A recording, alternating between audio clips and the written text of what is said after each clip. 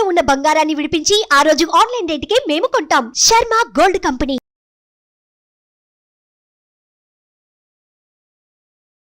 నమస్తే, welcome to Suman TV. నేను మీ యామ్ని. ప్రస్తుతం మనతో ఉన్నారు ప్రముఖ ఆధ్యాత్మికవేత్త డాక్టర్ అనంతలక్ష్మి గారు ఉన్నారు. అమ్మతో మనం మాట్లాడదాం.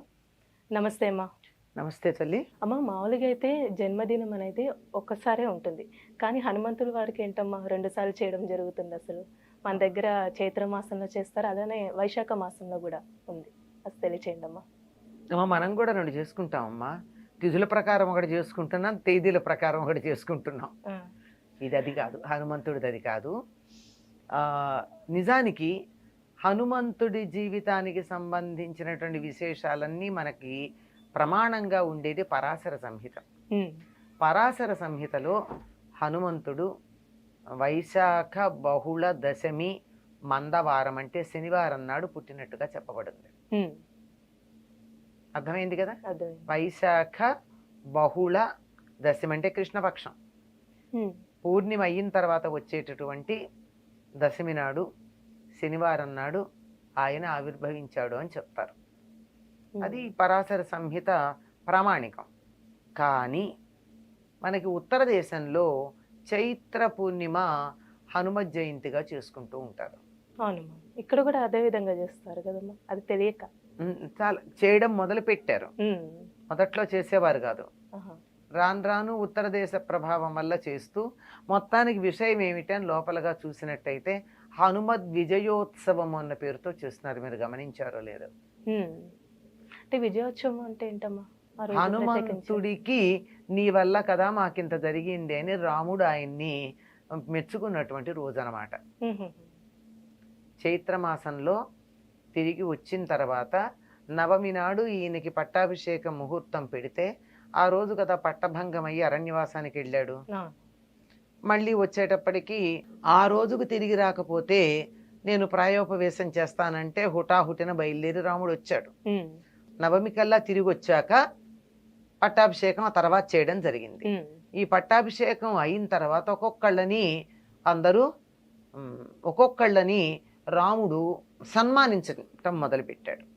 అలా సన్మానించిన దాంట్లో చిట్ట చివరికి అందరికన్నా నీకు ఎవరు ఇష్టమైనటువంటి వాళ్ళు చెప్పు, వాళ్ళకి ఇవ్వు హారం అని చెప్పి రాముడు ఒక ముత్యాల దండనిస్తే సీతాదేవి ఒక్కసారి ఆలోచించి హనుమకి ఇచ్చింది.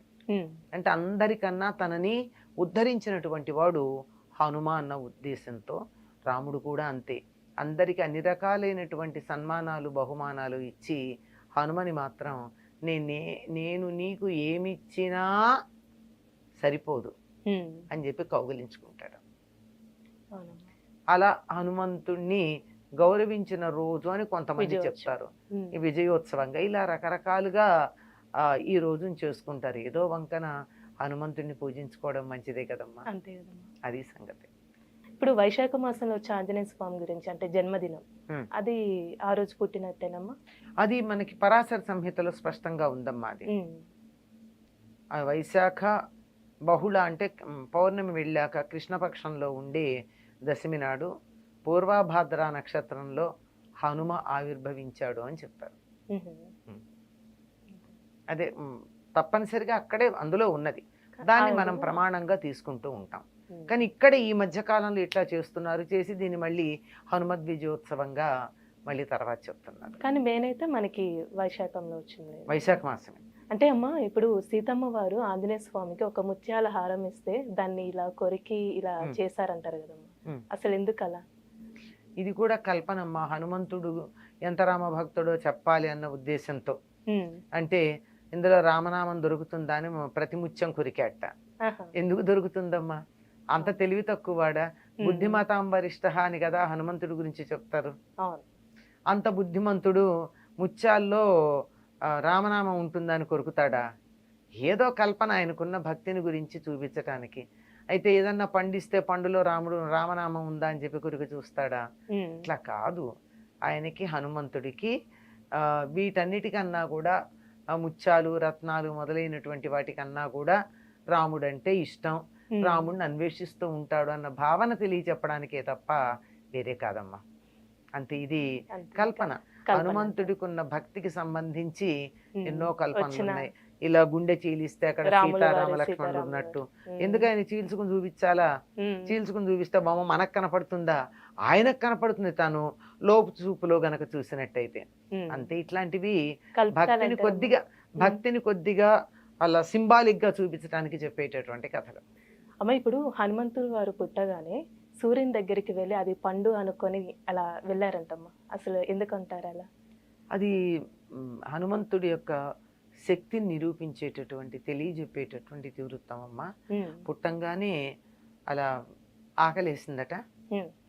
ఎదురుగా ఉదయిస్తున్న సూర్యుడు కనపడ్డాడు. కనపడంగానే ఆ పండు తిందాం అనుకుని బయలుదేరాడు. తీరా అక్కడికి వెళ్తూ ఉంటే ఆ రోజు పుట్టంగానే కదా, పుట్టిన తర్వాత అలా బయలుదేరి వెడితే ఈయన దశమి నాడు పుట్టాడు.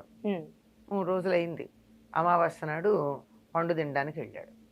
వాళ్ళమ్మ కాస్త బయటికి వెళ్ళిందో ఏమో పండు తేవడం.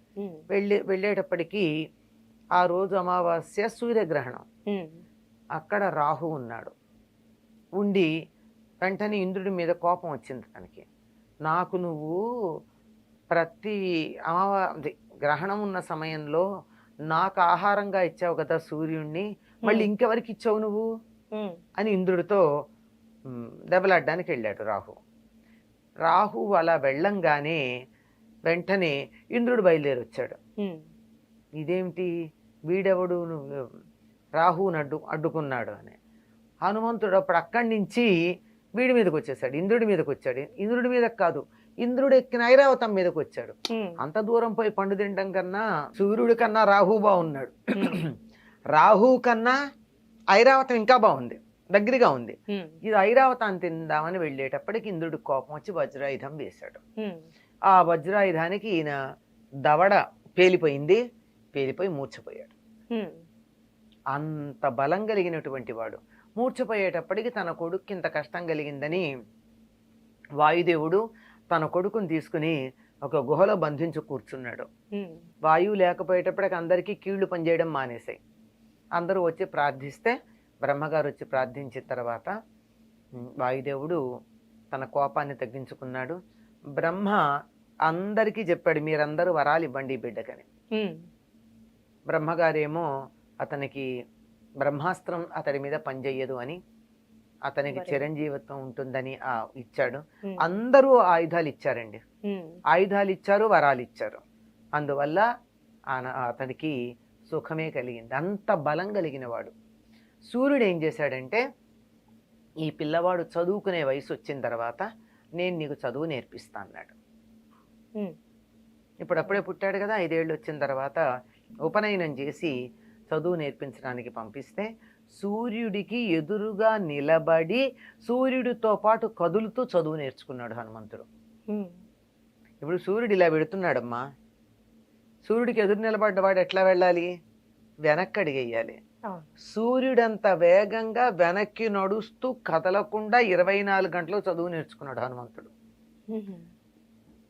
అంత బలం కలిగినటువంటి వాడు గనకే సూర్యమండలం దగ్గరికి ఎగురుకుంటూ వెళ్ళి అది పండు అనుకుని తినడానికి బయలుదేరి వెళ్ళినవాడు. అందుకే సూర్యుని మించినటువంటి జ్ఞానం ఇచ్చేవాళ్ళు మరొకళ్ళు లేరు.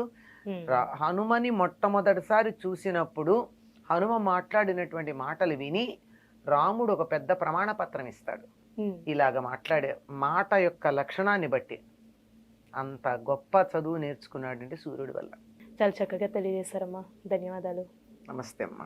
సుమన్ టీవీలో మీ పర్సనల్ అండ్ బిజినెస్ ప్రమోషన్స్ కోసం కింది నెంబర్కి కాంటాక్ట్ చేయండి.